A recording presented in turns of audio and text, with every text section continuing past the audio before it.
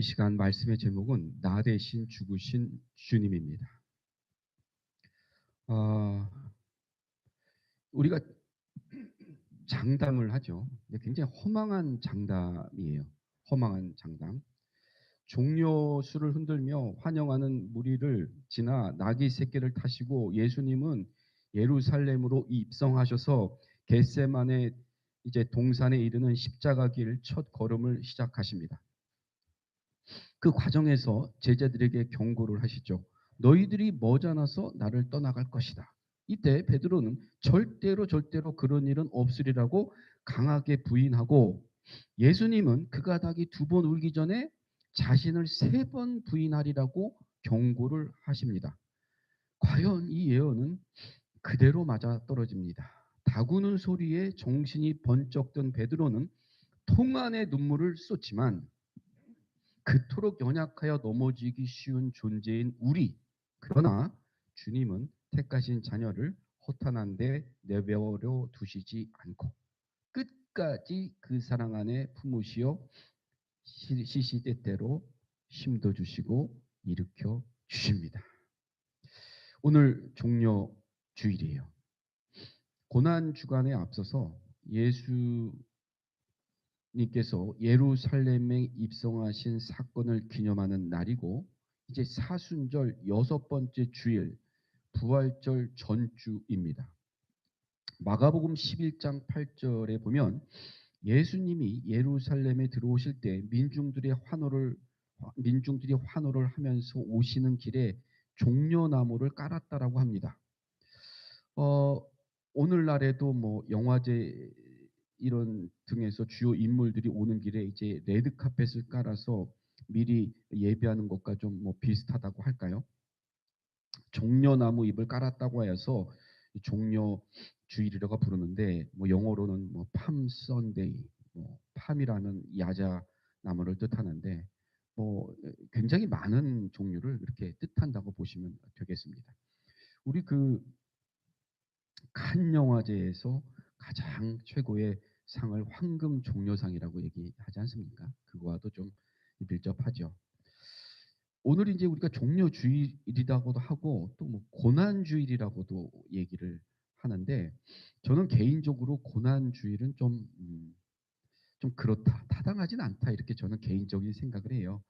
이 종려주일을 우리가 고난주일 이렇게 부르는 순간, 뭐 예수님께서 이제 예루살렘에 입성하셔서 호산나를 외치시는 뭐 군중들의 그 멋진 환호를 받으면서 하는 그 모습이 다 사라지고, 그냥 그저 이제 한 주간 받으시는 고난에만 딱 초점을 맞춰 놓으니까 마치 그 예수님이 미리 고난을 오늘 다 당하시는 뭐 그런 느낌이라는 것이죠. 이제 우리가 한 주간 맞게 되는 이제 이 주간, 고난 주간에는 목요일 날 이제 성만찬을 하시고, 금요일에 십자가에 못 박히신 이제 성금요일, 우리가 8시에 이번 성금요일은 교회에서 예배를 드립니다. 일부 기독교 국가에서는 뭐 휴일로도 지내는 나라들이 있고요. 대부분은 이제 금식도 하고 또 금욕적인 생활을 한다. 그래서 보통 이 한 주간은 우리 믿는 사람들이 믿지 않는 사람들에게 무언가를 보여주는, 너 왜 아침 안 먹니? 이런 소리. 오늘 왜 이렇게 아침에 와서 성경을 읽니? 이런 뭔가 좀 똑같았었는데 뭔가 다른 모습을 보여주는 한 주간. 그리고 이제 우리 새벽 예배도 한 주간 또 성도님들이 오셔서 같이 예배를 드리면 좋겠다라는 말씀을 드립니다. 이 세상 사람은 여러 가지로 구분을 하죠. 사람들을요, 아주 여러 가지로 구분을 해요. 부한 사람, 가난한 사람, 교육받은 사람, 교육받지 못한 사람, 높은 사람, 낮은 사람, 백인, 흑인. 그런데 이 성경에서는 모든 인류는 딱 오로지 2가지로만 구분을 하는데, 회개한 사람, 회개하지 못한 사람, 다른 말로 구원받은 사람, 구원받지 못한 사람. 천주교처럼 뭐 연옥이 있어가지고 중간 지점이 없어요. 네, 없습니다. 딱 이렇게 구분합니다. 무엇이 이렇게 사람을 딱 2가지로 구분을 하였을까? 그것이 그리스도의 십자가입니다. 주님의 십자가는 우리에게 이처럼 굉장히 중요한 의미를 가집니다. 그래서 주님의 생활이 기록되어 있는 복음서는 보통 이 위대한 사람들의 전기와는 완전히 다르죠. 생각해 보세요. 세상 사람들의 전기에는 그 사람이 어떻게 태어났다, 그 사람이 어떤 일을 했다, 대한 일들이 다 기록이 되어 있어요. 근데 그 사람이 죽은 것에 대해서는 되게 조그맣게 기록이 되어 있죠. 예.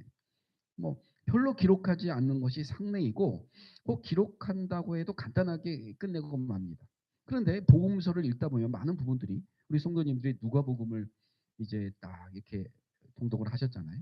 참 누가복음은 그 사실은 로마인이나 그리스도인들의 이방인들에게 전파하려고 한 그 말씀이기 때문에 사실 우리가 볼 때도 굉장히 내용이 이해하기가 좋고 굉장히 그 담담하게 썼어요. 예수님의 성격, 예수님의 모습을 굉장히 담백하게 써서 읽다 보면 굉장히 재미도 있고 읽으면서 굉장히 좀 흥미진진한 모습을 보게 되지요. 이런 그 사복음서에 이제 보면은 많은 부분들이 예수님의 마지막 며칠 동안의 일들, 즉 주님의 십자가에 대한 이야기를 기록하고 있다는 것을 볼 수가 있습니다. 이것은 결코 우연한 일이 아니죠.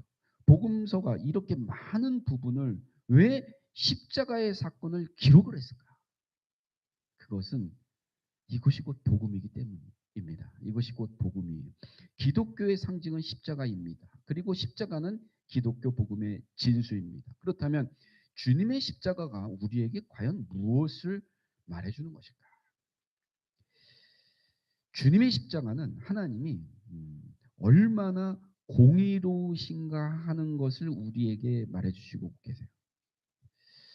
마치 그 신학교에서 주관식으로 나오는 문제 같은 말씀이에요. 공의롭다. 하나님이 공의롭다. 하나님의 속성을 우리는 크게 두 가지로 얘기를 합니다.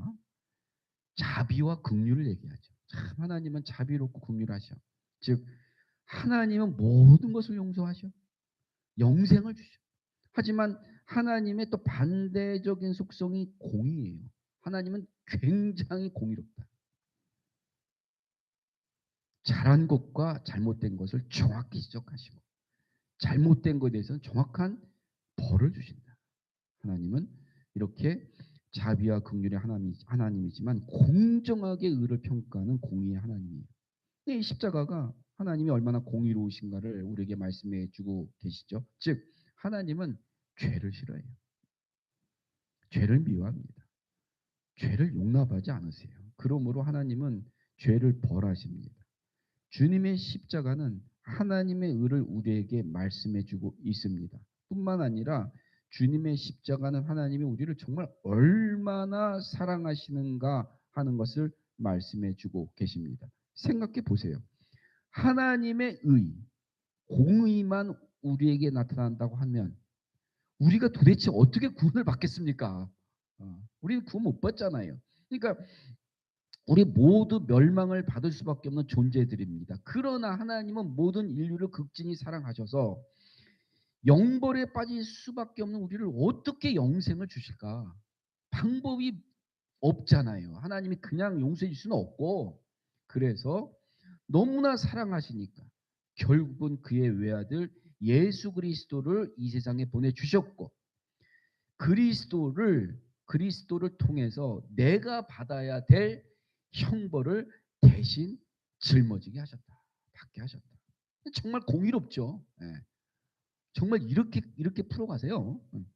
한 걸음 더 나가서 주님의 십자가는 대속의 의미를 말씀해 주고 있다. 대속이 뭡니까? 남의 죄를 대신 지는 게 대속이잖아요. 그죠? 대신 지는 거. 남의 죄를 대신하여 받아. 주님께서 십자가에 죽으신 것은 한낱 뭐 애국자의 죽음이 아니었습니다. 주님께서 십자가에서 죽으신 것은 순교자의 죽음도 아니었습니다. 진리를 위한 희생도 아니었습니다. 주님께서 친히 말씀하신 그대로 자기 목숨을 많은 사람들의 대속물로 주시기 위해서 오신 것이죠. 이 대속의 제사로 말미암아서 만민이 죄사함을 받게 되었고 멸망 가운데 생명의 길을 찾게 된 것입니다. 그래서 이 주님의 십자가로 말미암아서 세상에는 두 가지 종류의 사람이 생기게 된 것이에요. 주님이 오시기 전에 역사 BC, 주님이 오신 후의 역사 AD가 바뀌었죠. 역사가 달라졌고 개인적으로 보면 주님을 모시기 전과 주님을 모신 후에 우리의 신분과 위치가 달라진 것이에요. 이처럼 주님의 십자가는 멸망받는 사람과 구원받는 사람을 딱 갈라놓게 되었어요. 멸망받는 사람과 구원 얻는 사람을 갈라놓게 되었다. 그래서 고린도전서 1장 18절 십자가의 도가 멸망하는 자들에게는 무엇이라고 하시죠? 아주 미련한 것이요 구원받는 우리에게는 하나님의 능력이라고 하였습니다. 똑같은 십자가인데 구원을 얻은 우리들에게는 하나님의 능력이 되고 멸망하는 사람들에게는 미련하기 짝이 없다는 거예요. 주님의 십자가는 우리에게 있어서 이처럼 가장 중요한 의미를 가지고 있습니다. 생명과 사망이 딱 주님의 십자가 앞에서 갈라지게 되었습니다. 그러므로 내가 이제 주님의 십자가를 이해하지 못하고는 기독교를 이해할 수가 없어요. 우리가 주일학교 때는 십자가, 중고등학교 때 좀 뭐 어느 정도 내가 어렴풋이 알았다면 우리가 이제 신앙의 굴욕이 생기고 이제 어느 정도 신앙생활을 하면서 정말 십자가에 대한 이해는 우리가 좀 정확히 하셔야 된다라는 생각이 듭니다. 즉, 이 우리가 한 주간 맞게 되는 고난 주간에 십자가를 바라보면서 저 십자가와 내가 어떠한 관계가 있는지를 생각하는 가운데 주님의 축복을 맛보시는 성도님들의 시간 삶이 되시기를 바랍니다. 사람들에게는 누구나 나쁜 점들이 있어요. 참 그렇죠. 사실 뭐 우리 모두는 하나님의 명령을 거역한 사람들이죠. 더 나쁘게 얘기하면 하나님의 영광을 약탈한 사람들입니다. 우리 모두가 우리의 영혼과 다른 사람의 영혼을 죽인 살인자들입니다. 우리는 죄의 어두운 감옥에 갇혀 있는 죄수와도 같아요.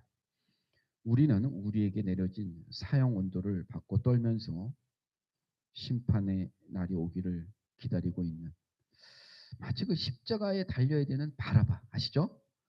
바라바와 같은 사람들이에요. 야, 우리가 정말 구원받지 못했다면 결국 우리는 사형 선고가 내려져 있고 시한부의 인생을 살고 있고 결국 심판의 날은 다가올 것이고 그리고 그거를 그냥 달달달 떨면서 기다리는 사형수와 같은 바라바와 같은 사람들이 아닐까 생각이 듭니다. 바라바. 예수님을 신문한 이 빌라도 총독은 예수님께서 십자가형을 받을 죄가 없다는 사실을 확인을 했죠. 그러나 이 빌라도 총독은 아주 의로운 재판관이 아니라 노련한 정치인이었죠. 그는 유대인들의 구심점인 대제사장들과 장로들이 고발한 예수님께 자신이 직접 무죄 선고를 하기보다는 자신의 관저 앞에 엄청나게 모여있던 예루살렘 군중들에게 판결을 떠넘깁니다. 그래서 이제 우리도 대통령이 광복절에 정치인을 사면하듯이 떠넘긴 거죠. 6월절이면 백성의 청원을 받아 딱 죄수 한 명을 사면시키는 전례를 들어 강도 바라바와 예수님 중에 누구를 풀어주길 원하는지 예루살렘 군중들에게 묻습니다. 노련하죠, 그죠? 예수님을 고발한 대제사장들과 장로들의 선동을 받은 군중들은 살인, 밀란 일으키고 강도를 한 이 바라바를 풀어주고 의로우신 예수님은 십자가에 못 박아 죽이라고 소리를 쳐 외칩니다.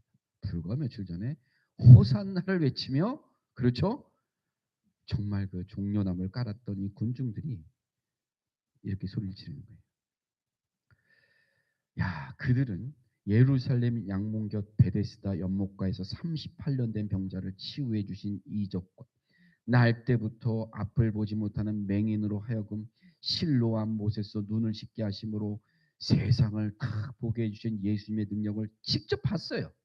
목격했어요. 그리고 예수님께서 심지어는 예루살렘 인근 마을 베다니에서 죽은 나사로를 무덤에서 살려내시는 소문을 듣고 열광하기도 했던 이 사람들이. 그런데도 그들은 대제사장들과 장로들의 선동에 빠져 불의한 강도는 살려주고 의로우신 예수님은 십자가에 못 박아 죽으라고 소리를 질렀습니다. 우리는 말 조심해야 돼요. 성도님들. 진짜 우리가 말을 잘해야 돼요.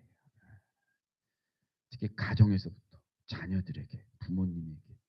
진짜 우리는 좋은 말 해야 돼요. 저는 이게 너무 무서운 게 이 사람들이 예수를 십자가에 못 박아 죽이라고 하면서 한 말이 있어요. 이렇게 얘기합니다. 그 피의 대가는 우리와 우리 자손들이 질 것입니다. 당당하게 말해요. 그 피의 대가는 우리와 우리 자손들이 질 것이다. 당당하게 말해요. 이 유대인들이 어떻게 됐습니까? 수백만이 가스실에서 죽고 겨우 이제 나라를 찾은 지가 얼마 안 되잖아요. 이스라엘. 정말 이 후손들이 얼마나 그 유대인들이 이 게토라는 지역에 정말 어떻게 살았는지는 우리가 정말 너무나 잘 알지 않습니까? 근데 이렇게 당당하게 말한 유대인들의 말로가 이렇게 된 거예요. 그 역시 자신들이 왜 도대체 그런 소리를 지르고 있는지 까닭도 자신들이 지금 십자가에 못 박아 죽이라고 외치는 예수님이 누군지도 알지 못하는 미련한 군중들이었어요.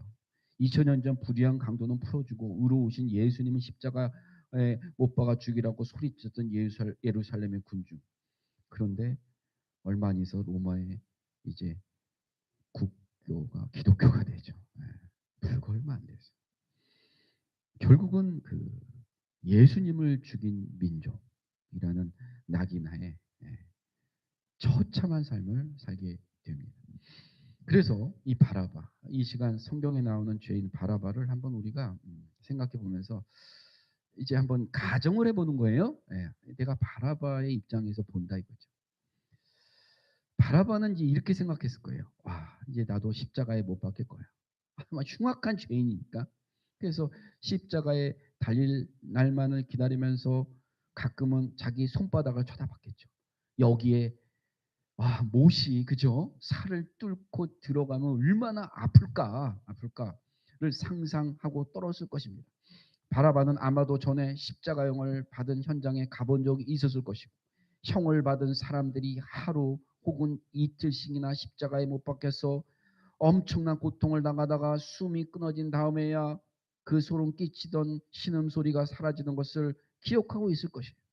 그는 살아있으나 죽은 것이나 다름이 없는 처지에 있었습니다. 이게 뭐 무엇라고 말할 수 없는 착잡한 심정이었겠죠. 옆방의 죄수들이 한 명, 두 명씩 끌려나가는 소리가 들려오면 야 이제 내 차례가 다가온다고 생각하면서 얼마나 떨고 있었을 것입니까? 그런데 이때 밖에서 군중들이 엄청나게 떠드는 소리가 들려왔습니다. 바라바를 놓아달라고 외치는 소리가 들려왔어요. 그리고 바라바의 감방에 문이 열리더니 간수들이 들어옵니다. 이 간수들이 바라바를 묶었던 사수를 풀어놓습니다. 아마 이때 바라바는 내가 이제 처형 시간이 다가왔다고 생각하고 모든 것을 체념한 상태에 있었을 거예요. 그런데 이게 웬일입니까? 간수들이 바라바를 밖으로 데리고 나오더니 야 바라바야 너는 이제 사면되었다. 너는 이제 자유의 몸이 되었다. 그러니 이제 내 마음대로 자유롭게 떠나라 하고 놓아줍니다. 야 죽기를 각오하고 사형 시간만을 기다리다가 이런 뜻밖에를 당하고 보니 무슨 영문인지 이해할 수가 없었죠. 그때 군중들이 크게 외치는 소리를 듣습니다. 없이하소서 없이하소서 저를 십자가에 못 박으소서.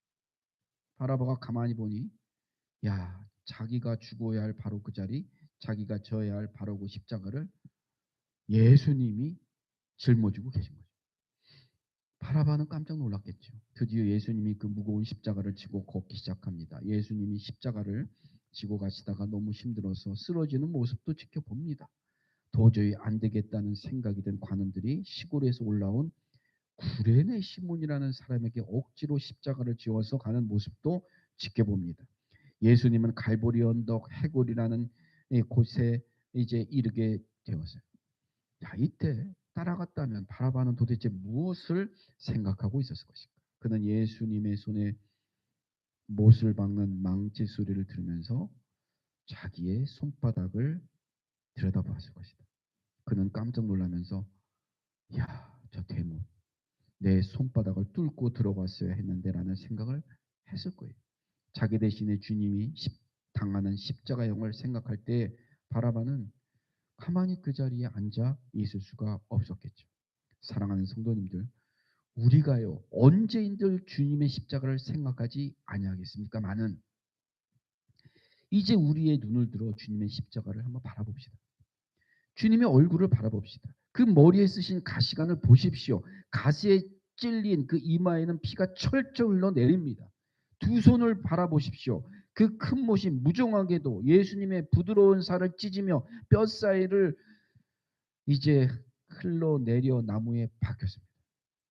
못 박힌 그 자리에서는 주님의 보배로운 피가 흘러내립니다. 주님의 몸은 십자가의 형틀에 매달려 맥없이 늘어집니다. 그 얼굴이 창백해집니다. 1시간, 2시간이 아니라 6시간, 무려 6시간이나 십자가 위에서 이 고통을 당하셨습니다. 지나가는 사람들은 예수님을 향하여 머리를 흔들며 아주 그 모욕적인 언사를 퍼붓는데 내가 성전을 열고 사흘 만에 짓겠다고? 내가 만일 하나님의 아들이거든 너 자신을 구원하고 우리가 보는 앞에서 십자가에서 좀 내려와 보시지. 대제사장들과 서기관들도 희롱합니다. 저 사람이 남을 구원했지만 자신은 구원하지 못하는구나. 어이 그 좀 십자가에서 내려와 보게나. 그러면 우리가 좀 자네를 좀 믿을 터인데 당신이 어떻게 하나님의 아들이냐. 아무 죄도 없으신 하나님의 아들이 왜 이런 모욕과 수치를 당하고 고난을 겪어야 했을까. 그러나 그분은 이 고난과 이런 뭐 참 이 곤욕을 당하면서도 엄청 괴로운데 입을 열지 않아요. 한마디도 말씀하지 않습니다. 마치 그 도수장으로 끌려가는 어린 양과 털 깎는 자 앞에서 잠잠한 어린 양과 같이 그 입을 열지 않았습니다. 그는 독수리 가운데 끼어있는 비둘기와 같았죠.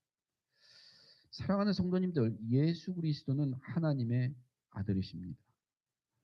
하나님께서는 이 예수님을 향해서 마태복음 3장 17절에 이는 내 사랑하는 아들이요 내 기뻐하는 자라고 친히 말씀까지 하셨어요.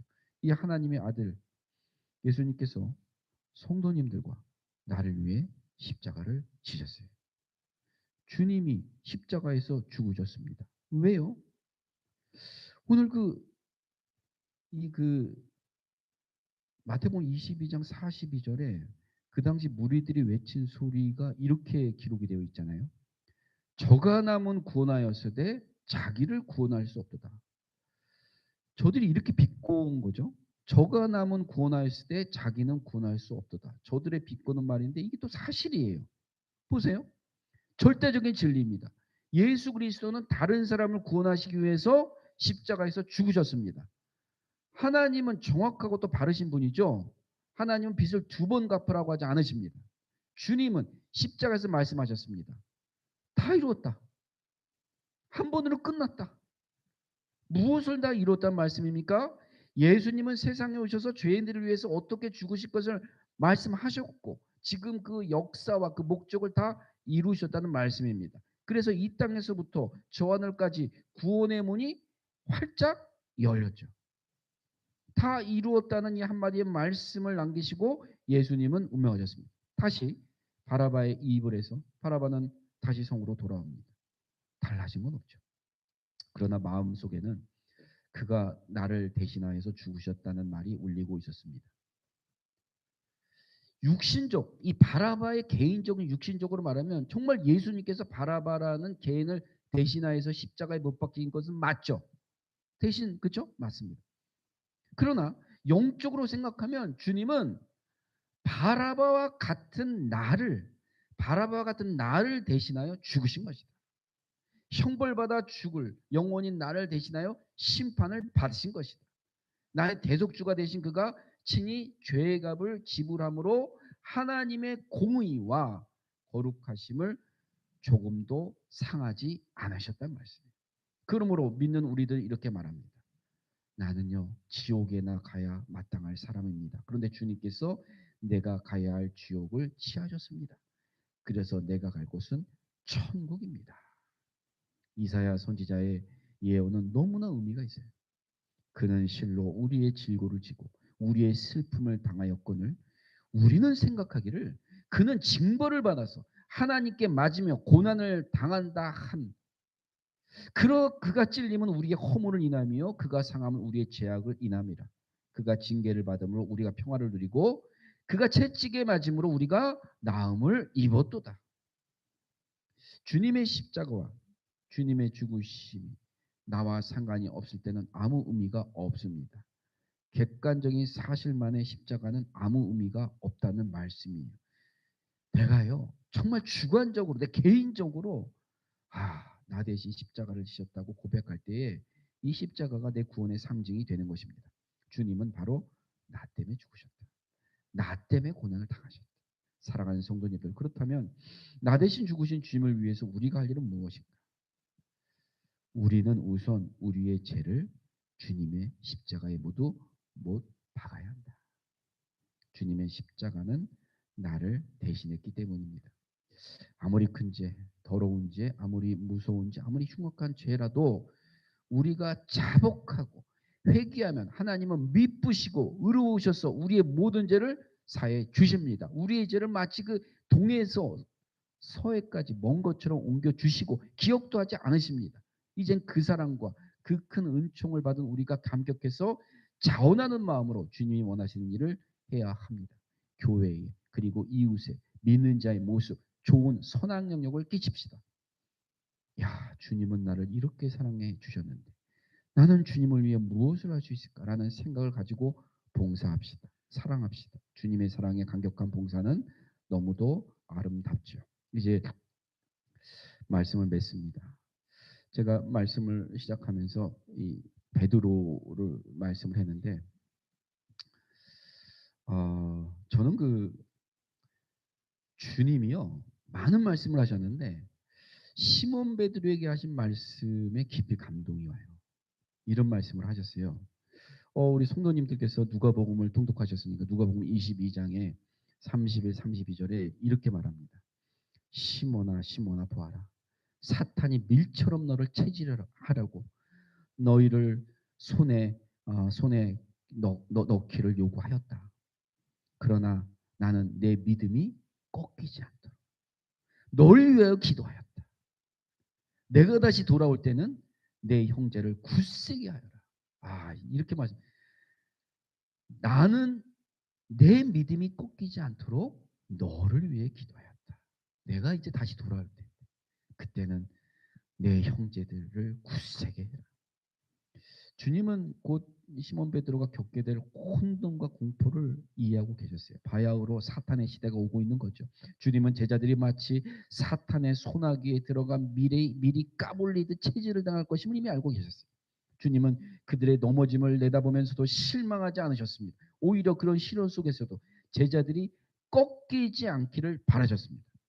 요즘 중요한 것은 꺾이지 않는 마음이란 말이 유행이죠. 근데 어느 개그맨이 또 한간 더 나가서 꺾여도 그냥 하는 마음을 주문했다는 이야기도 들었어요. 꺾여도 그냥 하는 마음. 어쩌면 십자가의 정신이 이런 건지도 모르겠습니다. 꺾여도 그냥 할 수 있는 것은 주님이 택하신 아들을 쉽게 버리지 않기 때문이다. 용도 폐기하지 않으신단 말이에요. 주님은 끝없는 사랑으로 제자들을 다 감싸 안으십니다. 그 사랑 안에 그들의 존재가 녹아들 순간을 기다리신 것이죠. 정말 내가 다시 돌아올 때는 내 형제를 굳세게 하여라. 이 가엾은 신뢰가 그들을 정말 부활의 사람으로 담대한 사람으로 만들죠. 매 순간 넘어진 자를 딛고 일어서서 주님이 앞서 걸으신 길을 걸어갑시다. 나는 어떤 경우에도 넘어지지 않아. 그런 자랑하지 마십시오. 나는 나를 믿지 못합니다. 그렇기 때문에 하나님의 은총의 손길에 나를 맡길 뿐이에요. 그 손길을 신뢰할 때 우리 속에 다시 시작할 힘이 생깁니다. 사도 바울 스님이 고린도전서 15장에 나는 날마다 죽습니다 라고 말했죠. 날마다 죽기 때문에 다시 살 수 있는 거죠. 다시 살아난 사람은 자신의 시간도 드려요. 물질도 드려요. 자신의 몸을 바쳐서 하나님의 일을 합니다. 사람의 눈물을 닦아주고 외로운 이의 설당, 또 어떻게 보면 설당이 되어주고, 또 불의에도 항거하고 가장 연약한 사람의 힘이 되어줍니다. 시면의 가장자리에 몰려도 명랑함을 잃지 않기를 바라요.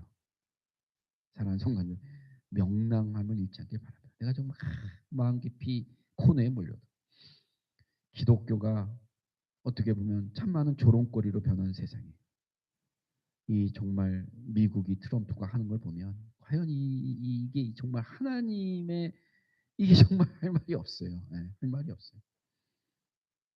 이 조롱거리 변한 세상이지만 우리가 끈질기게 주님의 길 위에 설 때 주님은 우리를 통해서 세상을 치유하실 줄 믿습니다. 그것이 희망이에요. 그것이 희망입니다.